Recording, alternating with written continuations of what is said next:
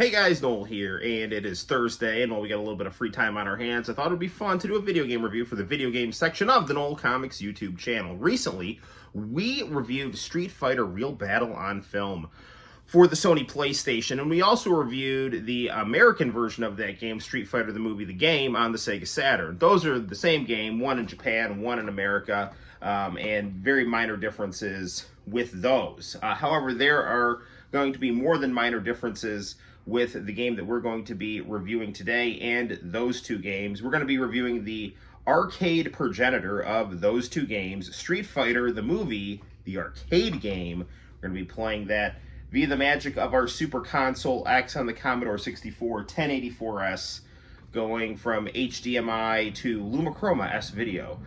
So let's chit-chat about this game before we get into some gameplay. This game gets a lot of crap, and it gets a lot of crap because of people like Angry Video Game Nerd and just general YouTubers from about 10 years ago that thought it was fun just to bitch and moan and complain about games with digitized graphics. Street Fighter Real Battle on Film is a phenomenal game. It's basically Super Street Fighter 2 Turbo with digitized graphics and a Chage and Asuka music video for your ending. It's phenomenal, and I have nothing but good things to say about that game. Usually, the console versions of an arcade game are not as good as the arcade game. In this case, that's not the case. This game isn't bad, but it's definitely not as good as the console versions of Street Fighter the Movie the Game. The big thing with this game that it's got over the console versions is its graphics. Its graphics look amazing. Really big, nice looking, smoothly animated, digitized actor sprites. However, the gameplay, much jerkier, much less fluid, and also we get into that Mortal Kombat 2 territory of cheap AI that just makes the game generally unpleasant to play. Now, that's not really a factor if you're playing this game with friends and you just want to play two-player, but if you're like me and you just want to chill in your game room, play a nice fighting game, then once you reach the end of the game, you know, at least in my case, I find myself using save states to prevent myself from, you know, just getting annoyed. So, without further ado, let's get down to reviewing Street Fighter the Movie, the arcade game on MAME, via the magic of the Super Console X. Let's go. Okay, so here we see Jean-Claude Van Damme playing as Guile. Now, for whatever reason, this ROM does not have music for the attract mode, but we do get all of the wonderful visuals as we play Street Fighter the Movie the Game, starring a guy who's not Kenji Sawada as Ryu. Now, as you can see here, we have our full cast of characters here. You know, these are the actors from the movie. Plus, we have Akuma and this weird guy, Blade, who I guess is a loving tribute to the, I guess, Predator-style Mortal Kombat 3 ninjas. Plus, we do have Sawada right there. Now, around the early to mid-90s, digitized graphics in video games was considered very cutting-edge, very cool, and Street Fighter, in some sense, was considered to be left behind in terms of being on the cutting edge of technology to games like Mortal Kombat. And, you know, so when they were thinking, like, hey, we got to do Street Fighter 3 to follow up on Street Fighter 2, the most successful fighting game ever made, this game was considered originally as, hey, we can do Street Fighter 3 with these digitized graphics that are taking over the United States market. And, you know, Mortal Kombat did have a bit of a presence in Japan as well. So, you know, before, you know, polygons and whatnot, this was considered to be the next step in the evolution of, you know, real-time video game graphics. Now, as you're seeing me play this right now, this game is actually quite enjoyable, and that's because the AI is being reasonable. What do you have here? You have two Kylie Minogues in Baywatch attire beating each other up with over-the-top martial arts, while Akuma walks around confused in the background, looking like he's looking for either the bathroom or the refrigerator in the middle of the night. And what could be wrong with that? Nothing, because right now this game is amazing. You also have this weird picture of M. Bison looking like Napoleon in the background, again, which is also very good. And again, you get these really nice character portraits. And, the music is fine. It's very typical American-style arcade music. It's just kind of non-assuming. The characters yelling out their moves are a lot louder than the actual background music. And I guess if you're thinking about this game playing at an American arcade, that would be about right. You're not going to really hear a lot of the background music, but you do want to hear the characters, drawing attention to the arcade cabinet. And again, the gameplay is pretty fluid in terms of I'm hitting moves, it's responsive, things are going well, but it's definitely not fluid as a game like Street Fighter Alpha 3, Street Fighter 2 Champion Edition, Super Street Fighter 2 Turbo, anything like that, where there is just a very natural movement of, control and action. Part of that is just the nature of full motion capture. I mean, Mortal Kombat has some of this as well. It's just kind of like, I'm doing a move, here it is, as opposed to it just kind of flowing as if you're fighting in real life. But as of right now, this is a quite enjoyable gameplay experience. In the movie, they had Chun-Li be a reporter, and to me, that always reminded me of like, all right, who's a famous Chinese American? Connie Chung. Okay. So it's like that's what is going to help Chun-Li relate to the American audience. We're going to have her be Connie Chung and be a reporter, and the media is the fourth branch of government, so you got to make them look good in the movies. So yeah, now Chun-Li goes from being a cool Interpol agent to a no nonsense, cantankerous reporter. And for whatever reason, Balrog is her cameraman. I don't know why they decided to do that, but whatever. So, maybe they figured the American boxer, again, you don't want to make him a bad guy. So, although a couple of years later, Mike Tyson would bite off Evander Holyfield's ear, vilifying him to the public. So, now, this game, again, it's playing just fine right now. I'm having a ball playing it. But I'm going to tell you, as we get farther into the game, the AI is going to get super cheap. And it's going to start doing things like input reading my moves. It's going to be doing things like when I throw someone, it's not going to let me throw the opponent. They're going to counter throw, and it's going to get really, really stupid. And at least in my approximation, I don't have fun playing the game at that point. And if you're not having fun playing, you want to have a game be challenging, but you don't want to have it feel like it's cheap and that I'm trying to overcome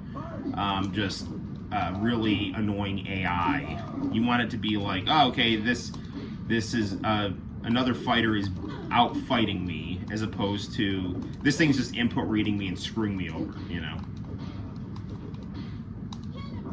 The other thing too, and like SNK games will have that problem as well. When you get to the really cheap bosses at the end, you don't even worry about putting in your moves. It's just more an issue of let me just be as cheap as I possibly can to try to out-cheap the computer. Now, the actors in this game were not as competent of with the exception of Jean-Claude Van Damme, were not as competent of martial artists as, let's say, the character actors in Mortal Kombat 3. So some of the moves don't look quite as expertly executed as they do in the other, Mortal Kombat games. But, I mean, again, I think this game looks, the arcade version of this game looks phenomenal. I mean, really the ultimate would be to have this game's graphics with the engine of the console versions, and then you really would have the ultimate version of Street Fighter, the movie, the game. And it's really a shame that no one has ever done that, mainly because, this game has just been criticized by people who think that they're just supposed to criticize it. You can definitely see the influence of Mortal Kombat here, because in Shao Kahn's level in Mortal Kombat 2, you had Sonya and Kano chained up in the background, and you have that with Fei Long and E Honda, which is funny because Fei Long is not in this game. It's possible that, I think that's actually Sawada dressed up as Fei Long in the background. those of you who don't know, and Justin Wang did a good video about this, and I chatted about it in my PlayStation review of this game. Kenji Sawada was the actor who played Ryu in the Super Famicom version of... they did live-action commercials for the Super Famicom version of Street Fighter 2, and they wanted the actor who played Ryu to actually play Ryu in the movie, and his English, I guess, wasn't that good, so rather than just kind of having him speak Japanese and subbing it or dubbing over him, they had this Chinese guy who spoke good English play the part, and they gave Sawada this role here. See, now it's starting to do those counter things. You know, one of the cool things I like about fighting games is, you know, when you can kind of throw someone in the flow of a match, and here that you, at a certain point, you just will not be able to throw your opponents. It gets really, really annoying. One thing I should also mention is that it's not unusual to see moves not in Street Fighter 2 being executed by the Street Fighter 2 characters. So, for example, I don't really know how to do it off the top of my head. Cammy has kind of a get over here type move, where she kind of lassos some guy, like someone over. Guile's got a handcuff move. Sagat has this really, really weird thing where he pulls up his eye patch, and it kind of like it kind of like does a get over here type thing to you, where it dazes you and draws you to him. Sagat can get incredibly annoying when you fight him in this game, especially when it's like toward the end. But again, like if you're playing like the early, beginning, middle stages of this game, it's quite enjoyable, and it looks nice. Backgrounds are not bad at all. I mean, nothing as iconic as, you know, the anime, like Street Fighter Alpha backgrounds or the original backgrounds, and let's say like Street Fighter 2 or even Street Fighter 1. Ooh, I think he got me. That's no good for anyone. Now, why don't we show you guys Van Damme in action here. Again, you'll see Van Damme using his trademark horse stance, which Johnny Cage uses, because Johnny Cage is supposed to be Jean-Claude Van Damme.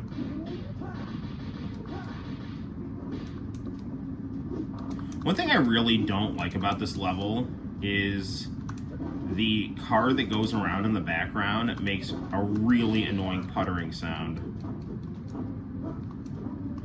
But you can see Van Damme looks great doing his moves here.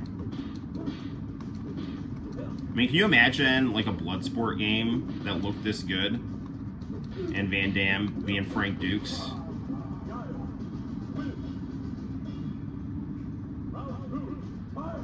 Guile with his Kevin James meme pose.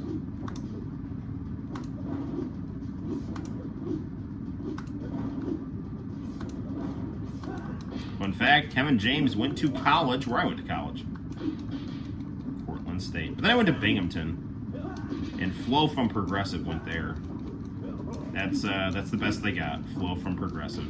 And some guy who did like lithium battery research who won a Nobel Prize. Other than that, they just really, really are insecure about not being as academically famous as Cornell or athletically famous as Syracuse. Binghamton, they got some problems. Oh, Paul Reiser went there too. So one of the dads from My Two Dads also went to college where I went to college. Now, as of right now, this game seems, enjoyable enough. Here is Blade, not to be confused with Cyrax.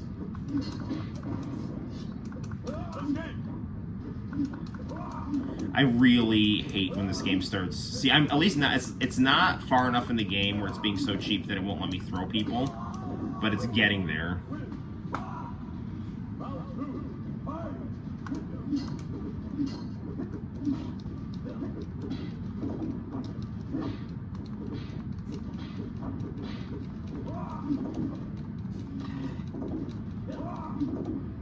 No Blanca in this game, but we do have someone doing electricity. See, it's getting to the point where it's not letting me throw people. So what we're going to do right now is we're gonna fight a Kuma, because I have a loaded state right here, and this game is going to get really annoying, because we're at the second to last fighter in the game here. So I'm gonna show you what this game can be like at the end of the game here. Is we have a Kuma, who just looks like he woke up in the middle of the night with his, pajamas unbuttoned. And he's really, really, really looking for something to snack on. I want a sandwich.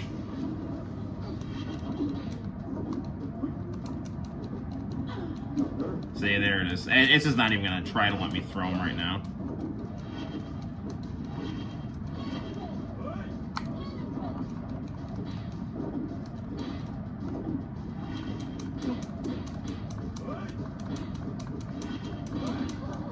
See, like, he's on danger, and it's not even enough, That's one thing you'll notice, too, is, like, when you start getting, like, later in the game, like, danger is, like, pretty much, you still got 3 more hits left on him.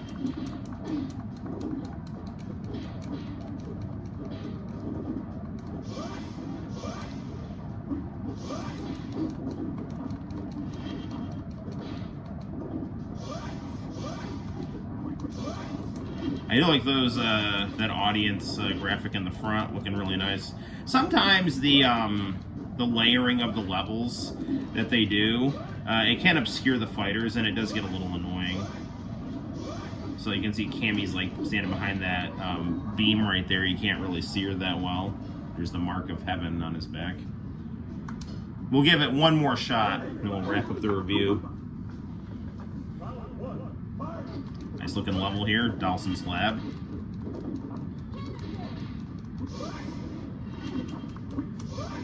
Kylie Minogue looking very nice. Hey, I actually threw him. That is a rarity right there.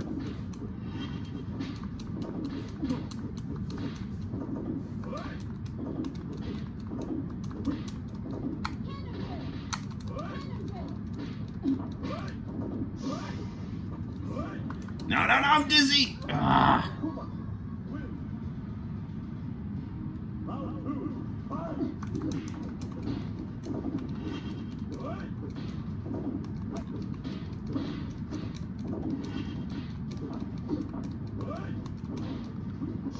Sorry if I'm not being too talkative here. I'm desperately trying to beat an incredibly cheap AI opponent here. And it's not going well at all.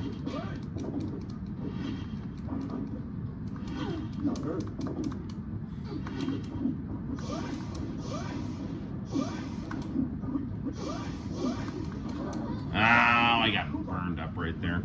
Well, there we have it, guys. That is Street Fighter, the movie, the game, the arcade game. On a scale of 1 to 10, I give Street Fighter, the movie, the arcade game, I don't know, let's say I'd give it a 7.5. If it wasn't for the ridiculously cheap AI, this would be a really pretty fun, full-motion fighting game that features iconic characters from a very well-known 90s movie. The only problem is that the AI falls into the trap of many full-motion video games that dominated the arcades in the 90s, basically becoming insanely cheap to try to just get you to dump quarters into the machine. So who knows, if this ever got a home release and they made the AI better, then I'd probably give this game like a 30 out of 10. But nevertheless, it's quality experience. I recommend the console versions more, but if you want a more visually complete version of Street Fighter, the movie, the game, check out the arcade edition. You can play it via emulator on MAME through the Super Console X, or just wherever you can find it. Maybe you can find an old arcade cabinet on eBay. Make sure you have room for it. Until next time, my name is Noel. You take care, and I will see you in the very near future for more video game review fun on the Noel Comics YouTube channel. Bye-bye.